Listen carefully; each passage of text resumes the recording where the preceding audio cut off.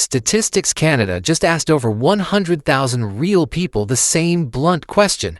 How do you feel about your life right now? 0 to 10. Then they broke it down by province, and one answer wasn't even close to what people expected. We're counting down from the unhappiest province in the country all the way to the happiest. If your province is in the bottom 5, you're not going to like this.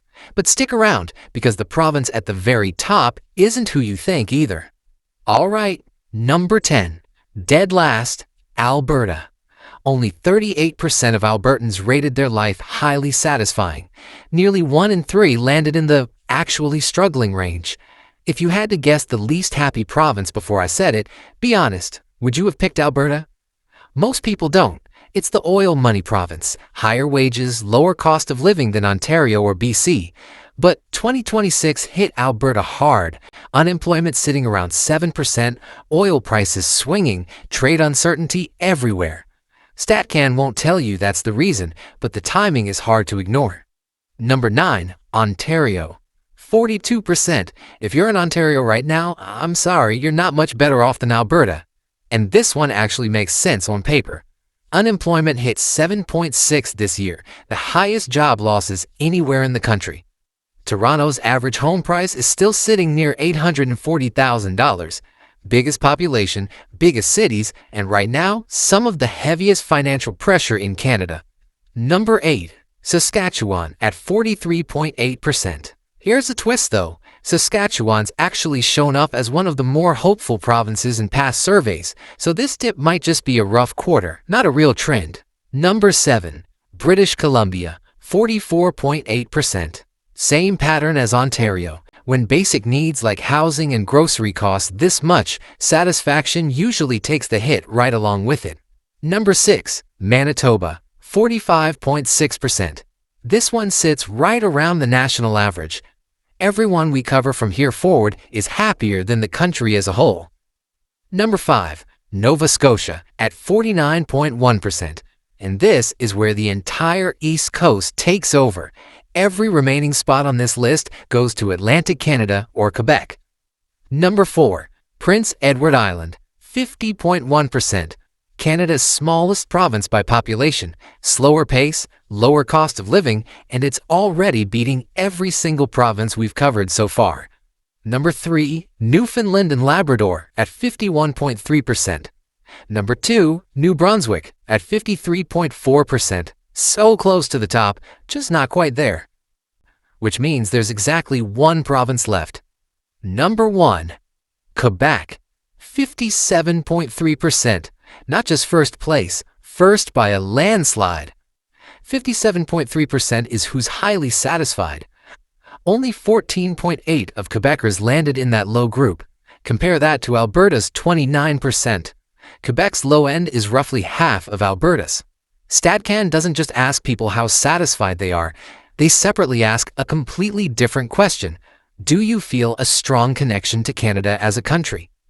And on that question, Quebec, the same province that just won for life satisfaction, actually comes in last. Just 78% of Quebecers said yes to that one, the lowest of any province. Compare that to Prince Edward Island at 93%, the highest in the country. So, Quebec is the happiest place to actually live day to day, but it's also the province least likely to feel emotionally tied to Canada overall. Those are two completely different questions, and this survey proves they don't move together. So look at the full picture now. Bottom 5, Alberta, Ontario, Saskatchewan, BC, Manitoba. The country's biggest economies, biggest cities, biggest populations. Top 5, Nova Scotia, PEI, Newfoundland, New Brunswick, and Quebec running away with it. Smaller, slower, not the ones anyone points to as winning economically. Surprising, right? Quick context on how this actually gets measured because it matters. Real StatCan survey, run every quarter, people 15 and up, same 0 to 10 question. You know, nationally, 46% of Canadians landed in the highly satisfied bucket this quarter. That's actually up 5 points from last year. The country's improving, trying to recover, but province satisfaction is highly shifting. And province isn't even the sharpest divide in this data. Age splits it wider than any province does, and it's not subtle. Canadians 65 and up hit 60% highly satisfied.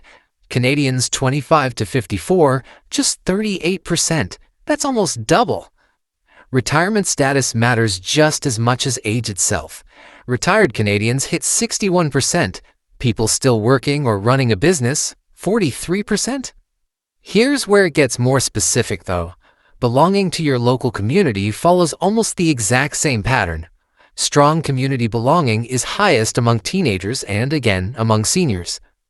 But adults 25 to 29 report the lowest sense of belonging to the community. They feel distant, hitting a 43% low margin. So the exact age range that's busiest building a career and often just starting a family is also the loneliest and the least satisfied with life overall. That's not a coincidence. That's the same story showing up in two completely different survey questions. One more thing worth knowing before we wrap this up. This isn't a one-quarter fluke for either end of the list. Quebec and PEI have shown up near the top of these StatCan well-being surveys for years now, not just this quarter. And Alberta's current struggle lines up with a genuinely difficult economic stretch, not a permanent identity for the province. These numbers shift. And, do you know, Canada just fell to 25th place in the World Happiness Report, down from 18th last year. 7 spots lost in a single year. Here's the thing worth sitting with. We assume the biggest cities, the strongest economies are automatically where people feel best about their lives. This survey says the opposite happened. The provinces winning this aren't the ones winning economically. Maybe satisfaction was never really about the size of the paycheck or the size of the city. If your province surprised you, or if it's exactly what you expected, let me know in the comments. If you like this video, hit subscribe. Canadian Life Simply Explained. See you in the next video.